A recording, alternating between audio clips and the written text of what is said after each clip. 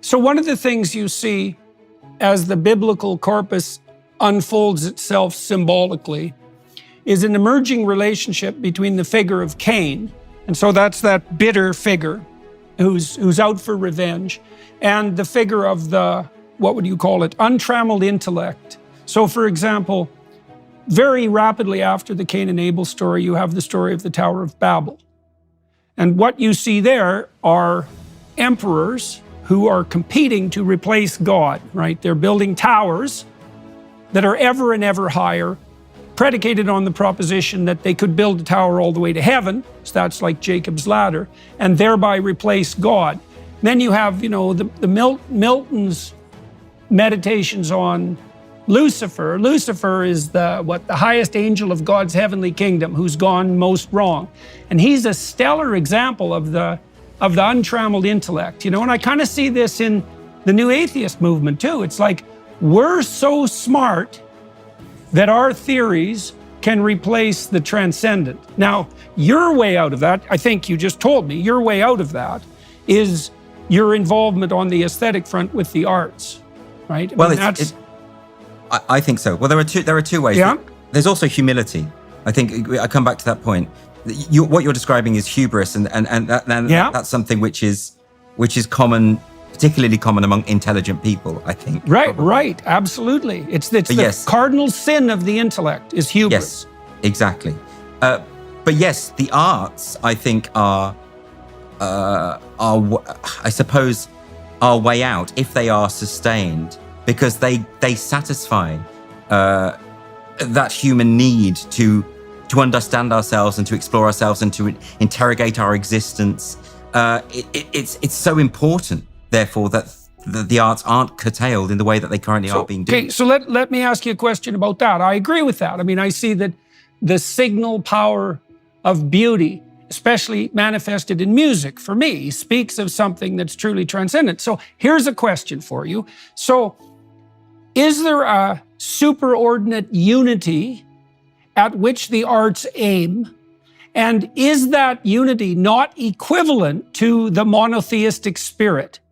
I know this is a major question, right? I'm throwing out a major question. It is a major question. Something makes the arts, right? It's their movement towards beauty. What beauty and unity, transcendence. But are the arts unified? Are they the manifestation of a unitary spirit? And I see that unitary spirit is what I think is the antithesis of power. I couldn't profess to know. And I think a lot of people have attempted to define even what art is. And I think people have failed. I've always liked Zola's definition of art as life seen through a temperament. The idea that what the artist does is attempts to present to you his view of the way that he sees the world, on the understanding that we all see the world differently. And there is something quite beautiful about that, about expressing ourselves artistically. But it's not just variety. You know it's not just variety, because there are qualitative distinctions between presentations of worldview. So, I mean, Dostoevsky trumps 50 Shades of Grey, right? Because there's a hierarchy of rank, right? And the greatest artists occupy the highest rank, and that is what tilts them more towards that transcendent unity, I think. It's something like that. Well, yeah, that's absolutely right. It's genius, isn't it? Genius. Yes, right. That's how the canon is formed. I mean, the canon is, I think academics like to think that they're the ones who select what is in the canon. The canon is formed through influence, through to what extent other great artists borrow and imitate and innovate on the back. That's that same depth of presupposition that I was describing earlier, right? But yes. The more fundamental a text is, the more other texts depend on it. But the reason that artists do that is because obviously people like Michelangelo, Brahms, Dickens, Shakespeare, Dostoevsky, all of these are clearly the pinnacles of human achievement. They're achieving something that most of us simply cannot do. All we can do is look in awe at what they have achieved, and other artists look in awe at that and try to come close to it, or at least, or in some cases of extreme genius, build upon it. And that is right. So maybe it is satisfying something fundamental. Well, there's a cardinal observation, because the hypothesis that you just put forward is something like the purpose of art is to what would you say, to provoke the emulation of greatness. And that's based on the hypothesis that there is something transcendent that's great. And that's that unity that I think that the arts are striving toward. And I don't know. I don't think it's conscious like that. I don't think that we. I don't think so either. And all I can say is that artists, I think, great art provokes something of the numinous in us. Right. And whether that's religious or spiritual or godly or whatever, I don't know. But it's something. Well, I think it is sort of by definition. Right. I mean, right. You know what I mean? It's like, well, if that's not religious, then what is? Dogma? It's certainly religious on the experiential front. Yes, I suppose what I mean is it doesn't point to the existence of God necessarily. It just points to the existence of something beyond ourselves that we require in order to have a satisfactory life.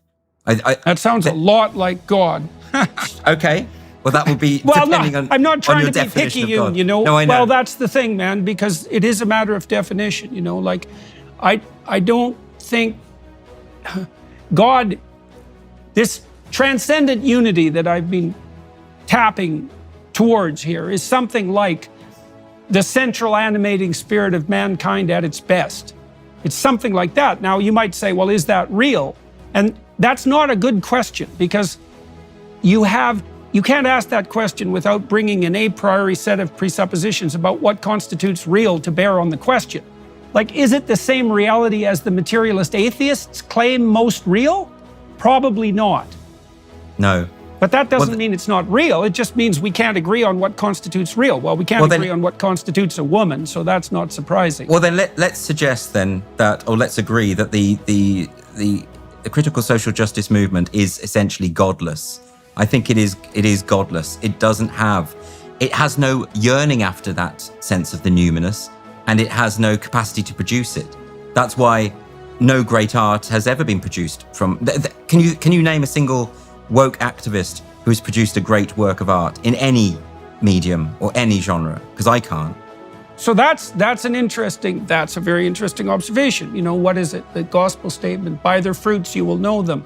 So if they bear nothing but bitter fruit, then you might think they're worshiping the wrong God, or in your case, they're no God. But right, that was your criticism of the woke types. I think they worship power as a god, but whatever, we're close enough on that, so we don't have to discuss it. So let's talk about the artistic front here, because I see the scientists being mowed down like grass under a lawnmower by the woke activists, and that's going to continue because the real scientists don't have a political bone in their body and they have no idea what's coming for them. But I'm particularly sickened by the bloody artists, because the only thing they have to offer is this connection to the truly numinous. And that's true across art forms, right? They point to the numinous, and they're willing increasingly to subordinate that to ideology or to remain silent in the face of this onslaught to bolster their moral self-righteousness. Yeah, that's they're really cutting difficult. their own throats. It's horrible to watch. It's horrible to witness, because artistic genius can only come about by those who can think outside the box, who can who are not conformists, ultimately. This is a movement that demands conformity, and artists, of all people, are the ones who are going along with it. Now, to an extent, I suppose that's always happened, though. I mean, it must have always happened, because artists have to get on with the business of living. Back in my era, the Renaissance period, the area that I studied for my doctorate, you had patrons. You had patrons of the arts in society who would effectively say to William Shakespeare, for instance, when King James patronized William Shakespeare's company, the King's Men, it went from being the Lord Chamberlain's Men to the King's Men, and he said they were patronized, but they could write. Shakespeare could write whatever he wanted. Right? The great patrons are the ones who don't try to steer the artist in a certain way. I mean, sure, you would get, for instance, at the start of Shakespeare's narrative poem Venus and Adonis, you have this this sort of sycophantic passage about the person to whom it is dedicated, Henry Wriothesley, the Earl, and that's because Shakespeare also needed to live at that point. He wasn't yet a rich man at that point. He became very, very rich ultimately, but at that point he wasn't. So artists do require an income, and in our day and age, for an artist to be employed, they have to satisfy a set of demands by the gatekeepers of various industries. That's theatre, the publishing industry, the comedy industry, television, executives, commissioners, all of those kind of things. The problem is that at the moment, all of those people are entirely captured by the woke ideology. They are all its foot soldiers. or at least even in some cases, I suppose you could call them its clergy. And so they make these demands to artists. And I suppose, unless you are independently wealthy, what choice have you? In other words, what this thing does is it's, we can't all be a Van Gogh living in complete poverty, doing whatever the hell he wanted. Well, that's a very sympathetic account, and I have some sympathy for that account because I've seen people, many people who've faced the threat of cancellation. Yes. And are terrified by it, not least often because they have a family to support, let's say. But let me push back on that a little bit. And you tell me if you think there's any flaws in this. Okay, so look, as far as I can tell, your best bet in life is to play the most transcendent, iterable strategy. And because you're going to pay a price for what you do. No matter what you do, you're going to pay, in fact, you're going to pay the ultimate price no matter what you do. So you're already screwed in the fundamental analysis.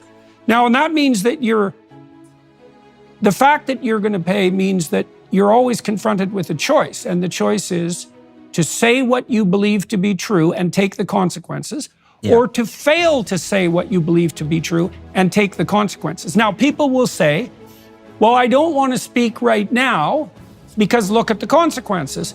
And I would say, well, that's always why people have lied throughout history, is to avoid the consequences or to get something they don't deserve. And so I could say, from the judgment perspective rather than the mercy perspective, especially to artists, it's like, I don't give a damn about your financial need. The only thing you have to offer the world is the purity of your vision. And if you sacrifice that, well, you're killing the goose that lays the golden eggs. And you might be protected in the short term, but they're going to come for you in the future. But maybe a lot of these creative people are thinking to themselves, I will play the game as far as I need to so that I can establish myself and then I can make my own artistic choices. That's happened many times. Doesn't work. That's what the faculty did. They said over and over as they rose up the ladder from graduate student to professor, well, once I have tenure, I'll be brave. It's like, that isn't how it works. You don't get braver because you're more, okay, so you didn't do that. So why didn't you do it? So look, I completely share your sense of dismay, and particularly from artists. I think the world of academia is rather more careerist, I think, and so although I think it's just as unforgivable, it's more understandable. I think to be an artist, you have to be the kind of person whose sole fealty is to your muse. It has to be that.